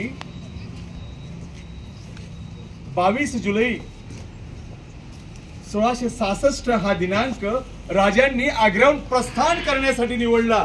वेळेचं अचूक बंधन. कुंवर रामसिंग भेटायला आलाय 18 जुलैला आणि कुंवर रामसिंगला औरंगजेबच्या दरबारामध्ये काय खलबतं चालली आहेत, काय गलबतं चालली आहेत, काय विचार विनिमय होतोय, ही सुद्धा इत्तंभूत बातमी शिवाजी राजांना गुप्तहेरांकडनं कळत होती. शिवाजी राजांची माणसं औरंगजेबाच्या दरबारात होती गुप्तहेर म्हणून. आणि औरंगजेब शिकारीला जाणार आहे म्हणून त्याने 8 दिवसाची दरबारातनं सुट्टी घेतली. 24, 25, 26, 27 असे 4 दिवस तो शिकारीला जायचा त्याने कार्यक्रम केला. आणि मग शिकारीला जाण्याच्या आधी 3 दिवस आधी तयारी केली आणि 22 जुलै रोजी आग्रा शहर सोडायचं आणि जाहीर केलं 10 दिवस दरबाराला सुट्टी राहील, कामकाज बंद आग्रा दरबाराचं. कुंवर रामसिंग जेव्हा राजांना भेटायला आला, ही सगळी माणसं काशीवरून का बरं आली आहेत? ते म्हणाले ते आमचं पिढीजात ब्राह्मण आहेत, त्यांना माहित झालं की तुम्ही मला नजर कैदेत टाकलंय. मी त्यांना निरोप दिलाय की मी परत जातो का नाही जातो. आता मी सोबत जे आणलेलं आहे ते मी ते सोबत नेऊ शकत नाही. मी या सगळ्यांना दान करायचंय, मला दान समारंभ ठेवायचा आहे. आणि 22 जुलैला कवी परमानंदांना दान करण्याचा समारंभ सकाळी 7 वाजता 50 ब्राह्मण घेऊन सुरू झाला. मिष्टान्न भोजन सगळ्यांना दिलं राजांनी. मस्त एकदम. औरंगजेब बादशाह 22 जुलैला बाहेर पडणार हे कुंवर रामसिंग कडनं माहीत करून घेतलं आणि कुंवर रामसिंगला खडे बोल सुनावले. मला वेडा समजतोस काय? आधीच 22 किल्ले आणि आमचा मुलूक तुझ्या बापाने माझ्यापासून हिसकून घेतलाय. आता तुला तांडा पाहिजे का? तांडा म्हणजे तोडा आणि हाडा असे 2 शब्द आहेत. आधी त्यांनी हिसकवलाय, अर्धा तू तोडतोय का? आता तुला काय वाटतं मला काही कळत नाही? कुंवर रामसिंगला एकदम चफरक बसाई असा त्याचा चेहरा झाला की दरबारात चाललेलं औरंगजेबाच्या खाजगी दिवाणखान्यामध्ये जे आमच्या चर्चा होतात त्याचे 5 दिवाणखाने आहेत. दिवाणे आम, दिवाणे खास. दिवाणे खास मध्ये चाललेल्या चर्चा तुला माहित कशा झाल्या? कारण दिवाणे खास मध्ये फक्त मर्जीतलीच लोक असायची, कुटुंबातली आणि प्रशासनातली. सगळ्या लोकांना ते येण्यास मजा होता. मग दिवाणे खास मध्ये आमच्या 4 लोकांमध्ये ज्या बातम्या चर्चा झाल्यात ते तुला कसं काय माहित झाल्या की 22 किल्ले आणि 22 किल्ल्यांच्या व्यतिरिक्त जो मुलूक मिर्झा राजा जयसिंगांना राजांनी पुरंदरच्या ताब्यात दिला तो जागीर म्हणून औरंगजेबने त्याला दिला, हे तुला कसं काय माहित? ते फक्त मला, माझ्या बापाला आणि औरंगजेबला आणि त्याच्या बायकोलाच माहिती आहे. कुंवर रामसिंगला धरधरून घाम आला. अरे बाप रे, शिवाजी सिंपल रसायन नाही. त्याने लागलीच बापाला पत्र लिहिलंय. आपली वाटणी हिश्श्याची सर्व माहिती शिवाजी राजाला कळालेली आहे. पत्र संपलं. बघा म्हणजे माणसं कुठे कुठे पेरलीत राजांनी, नुसतंच ते कैदेत जाऊन थांबलेले नाही आहेत. आणि मग 22 जुलैला तो पुन्हा म्हणतो आपण पण आमच्यासोबत शिकारीला यावं, आपल्याला पण शिकारीचा फार वेळ आहे असं ऐकलंय मी. बालराजे सांगतात, म्हणजे संभाजीराजे. शिवाजीराजे त्यांना म्हणतात तुमच्या राजाचा भरोसा नाही, मला शिकारीच्या नादात मलाच मारून टाकेल, मी येणार नाही. माझ्या भरपूर शिकारी खेळल्या गेल्या आहेत. बालराजांना घेऊन जा, त्यांना शिकारीचा फार वेळ आहे, म्हणजे संभाजीराजांना. इकडे संभाजीराजांना सांगतात शिकारीला जाऊ नये. कुंवर रामसिंगच्या हवेलीमध्ये दिवसातनं 4 फेऱ्या मारायच्या. सगळं बनाव उभा केलाय, सगळा बनाव चित्रण उभं केलंय. आणि 22 जुलैला दान समारंभ झाला. सकाळी 10:30 वाजेपर्यंत दान समारंभ परिपूर्ण केला. मिष्टान्न भोजन दिलं. राजे महालात गेले आणि महालात गेल्यानंतर मदारी मेतरला सांगितलं की माझ्या डोक्याचे सगळे केस कापून टाक, फक्त एक शेंडी ठेव, एक मोठी मिशी ठेव, माझा चेहरा बदल, माझा दळगंध बदल, माझं सर्व बदल. आणि ब्राह्मणाचा वेश धारण केला आणि ब्राह्मणाचा वेश धारण करून मोठी शेंडी ठेवली, झुपकेदार मिशी ठेवली, डोक्याचा सगळे. आता राजपुरुषांची केस ठेवण्याची त्यावेळी एक शैली होती. राजकुटुंबातले माणसं विशिष्ट पद्धतीचे केस ठेवायचे, तशी केस कोणीच ठेवत नसायची. आणि मग ब्राह्मण वेश धारण केला आणि ब्राह्मण वेश धारण केल्यानंतर मिष्टान्न भोजन सुरू असलेल्या कवींद्र परमानंदांच्या जथ्यामध्ये राजे भोजनास जाऊन बसले. जथ्याचं भोजन झालं आणि जथ्था मिर्झा राजा जयसिंगांच्या गावाकडे आमेरकडे निघाला. भर दुपारी 12:47 राजे सगळ्यांच्या समोर बाहेर निघाले आणि आमेरकडे रस्ता पकडला. आग्रा शहराच्या बाहेर 33 किलोमीटर अंतरावर आले. पुन्हा तिथे कवी परमानंदांना सांगितण्यात आलं अत्यंत संत गतीचा प्रवास करायचा. काशीपर्यंत 3 महिने लावायचे. रोज 10 मैल चालायचं. 10 मैलापेक्षा जास्त जायचं नाही. मिर्झा राजा जयसिंगचा मुलूक जिथपर्यंत आहे तिथपर्यंतच राहायचं, जोपर्यंत माझ्याकडनं संदेश येत नाही. आणि कवी परमानंदांना एक घोडा, एक हत्ती, एक हत्ती, एक पालखी ते सर्व दान केलं. राजे सही सलामत आग्र्यातनं बाहेर निघालेत आणि मग दक्षिणेचा मार्ग स्वीकारला. आणि दक्षिणेचा मार्ग स्वीकारल्यानंतर 350 लोकांना सर्वात आधी कुंवर जामसिंगने जो जामीन घेतलेला होता त्यांचा तो जामीन त्याने औरंगजेबकडनं रद्द करून घेतला, त्यालाही मुक्त केलं वचनातनं. तदनंतर 350 लोकांची 5 टप्प्यांमध्ये 50, 50, 50, 250 सैनिकांना सही सलामत परवाने देऊन आग्र्यातून बाहेर काढले. एकही माणूस गमावलेला नाही. एकही सैनिक गमावलेला नाही. सगळे तसे परत आलेत. आणि मग राहिलेल्या 50 लोकांच्या 3 तुकड्या केल्यात. 3ही लोकांना 3 दिशेला पाठवल्यात. एक तुकडी आपल्या सोबत ठेवली आणि दुसऱ्या दिवसाला मथुरेहून बाहेर आले. दक्षिणेचा मार्ग पकडला. दक्षिणेचा मार्ग पकडल्यानंतर नरवर घाटीत आलेत. नरवर घाटीत आल्यानंतर तिथल्या फौजदारांनी त्यांना थांबवलं. कोण आहात? राजांनी तिथे विनोद केला. आम्ही शिवाजीचे माणसं आहोत, स्वतः शिवाजी आहोत.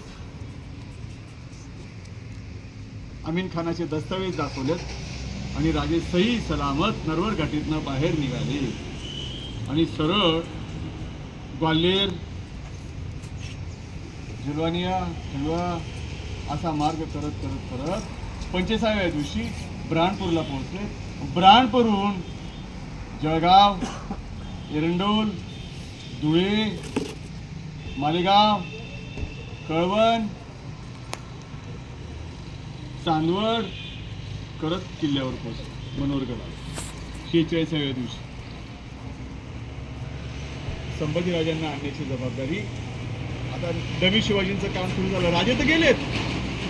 राजे गेल्यानंतर महिनाभर चक्क प्रल्हाद निराजी राजे बनून बिछाण्यावर राहिले. एकाच अंगावर झोपले. सकाळी पहाटे 4 वाजता चादर पंघरून बगीचात फिरणे. संध्याकाळी अंधार झाल्यानंतर बगीचात फिरणे. आपला चेहरा कोणाला न दाखवणे. सिद्दी फौलाद खान आणि रामसिंगच्या सैनिकांना माहीत करून देणं की मी फिरतोय. राजे फिरतात. रोज पत्रव्यवहार व्हायचा. राजा उठला किती वाजता, झोपला किती वाजता, खाल्लं काय काय, ही सगळी इत्तमभूत बातमी डाक चौकीयाकडनं औरंगजेबला दिल्या जायची. इतका कडोक्कट बंदोबस्त, म्हणजे माशी सुटणार नाही परवानगीशिवाय. आणि एवढ्या याच्यातनं राजे बाहेर निघाले. संभाजी राजे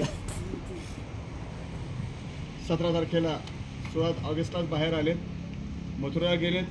मथुरा गेल्यानंतर त्यांचंही वेषांतर झालं. प्रल्हाद निराजींचे चिरंजीव आणि दोघांना डोक्याचे केस कापले गेलेत. संन्याशीचा वेश धारण केला गेला.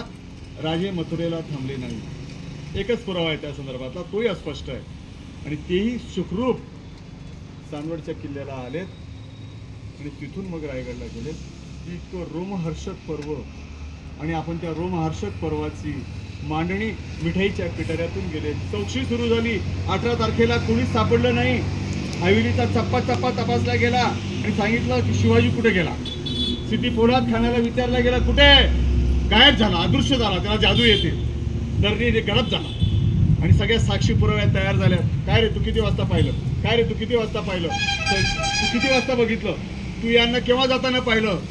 110 साक्षीदार तपासले गेलेत. औरंगजेब हताश झाला आणि दिवानेला म्हणाला, दिवाने, आमचं प्रशासन भ्रष्टाचारानं पोखरल्या गेलेलं आहे. शिवाजीने सर्वांना विकत घेऊन टाकले.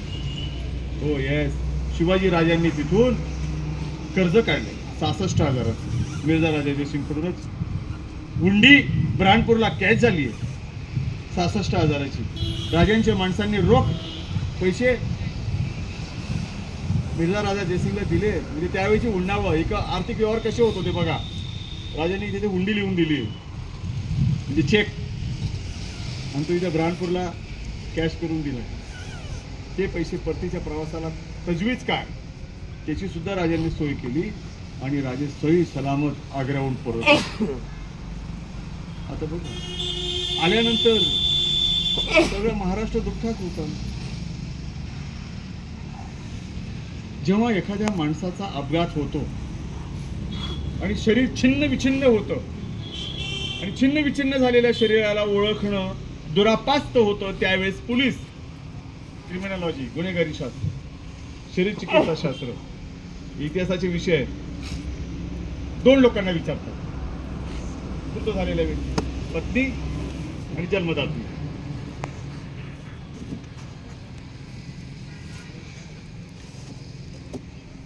आणि जेव्हा राजांनी संन्याशीचं वेश धारण केलेला होता, आता आईचे नमस्कार कसे करायचे, वडिलांचे नमस्कार कसे करायचे, गुरुचे कसे करायचे, याची ती एक उत्कृष्ट पद्धत आहे.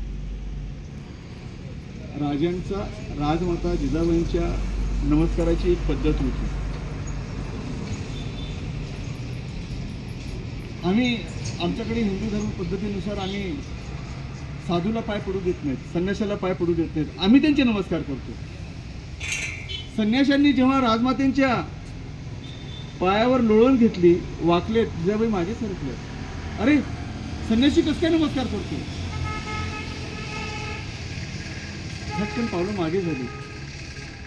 आईला नमस्कार करताना कुठे कसा करावा हे फक्त आईलाच माहित असतं की माझा मुलगा माझा नमस्कार कसा करतो. आणि राजांची नमस्कार करण्याची जी पद्धत होती तेवढ्यावर जिजामातेने मुलाला ओळखलं की आशीर्वाद तर्जनी आणि याचा बाईचं बोट, हे दोन्ही बोट पायाच्या उंच ओट्याच्या पाठीमागे अशी 2 लावलीत आणि जिजाबाईंनी तक्षणी लक्षात आलं असा नमस्कार फक्त शिवबाच करतो. आणि लगेच म्हणाले नगारे पिटवा, साखर वाटा, दुधंब्या वाजवा, तुताऱ्या वाजवा. सैनिक एकदम काय असं, अरे शिवबा परत आला, साखर वाटा. आणि सगळा तो वेश बाजूला सारला गेला. म्हणजे प्रत्यक्ष जिने जन्म दिला त्या राजमातेला सुद्धा शिवराय ओळखता आले नाहीत, त्या औरंगजेबला कसं काय ओळखते? एवढ्या वाघाच्या गुहेतून राजे सही सलामत बाहेर निघाले. यासाठी ही सगळी माहिती आपल्याला ज्या कागदपत्रांमध्ये, अस्सल कागदपत्रांमध्ये मिळते ती सगळी पर्शियन कागदपत्र आहेत. मिर्झा राजा जयसिंगची नोकरांची जी कागदपत्र आहेत, लेखा विभागाची जी कागदपत्र आहेत, मिर्झा राजा जयसिंगने कुंवर रामसिंगला जी पत्र टाकली आहेत, औरंगजेबाचा दैनंदिन अहवाल जो आहे अखबारनामा, ती कागदपत्र जी आहेत, या सगळ्या कागदपत्रांमध्ये औरंगजेबाच्या बहिणीची सुरतेवरून औरंगजेबाला जी पत्र आहेत ती कागदपत्रे, ही सगळी कागदपत्रे जेव्हा आपण शोधतो तेव्हा आग्रा भेट कळते. मग कातडे वाचवण्यासाठी आणि ते सत्य लपवण्यासाठी सिद्दी पोलाद खानानं मिठारच्या पिटाऱ्याची हाकाटी पिटली आणि आम्ही आमच्या सर्व बखारवाल्यांनी मग ती सगळी हाकाटी जशीच तशी लिहिली. राजे पेटाऱ्यातून गेले, पेटाऱ्यातून गेले, पेटाऱ्यातून गेले आणि आम्ही पण तशीच तशी स्वीकारली. कारण तो पेटारा इतका प्रिय झाला 200 वर्षात, कारण आम्हाला दुसरी कल्पनाच शक्य केल्या जात नाही, शक्यच नाही. राजे पेटाऱ्यातूनच गेले.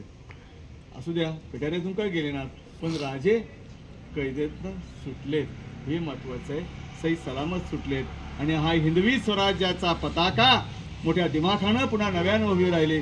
कारण महाराष्ट्राला छत्रपती हवा होता, महाराष्ट्राला राजा हवा होता, महाराष्ट्राला 1000 वर्षानंतर गुलामगिरीच्या साखळदंडातनं मुक्त करणारा राज्यकर्ता हवा होता, तो शिवाजी राजा या जनतेला बघायचा होता. आणि त्या शिवाजी राजाची आज जयंती आहे. संयोजकांनी आयोजकांनी आम्हाला इथे बोलवण्याला सुसंधी दिली आणि आम्हाला आपण चक्क 2 तास सहन केलं. मी आपल्या ऋणात राहू इच्छितो. श्रोते किती आहेत, कसे आहेत याला मूल्य नाही. उपक्रम खूपच चांगला आहे. पुढच्या वर्षाला खूप चांगला उपक्रम या इथे साजरा व्हावा आणि चांगल्या पद्धतीचे रसिक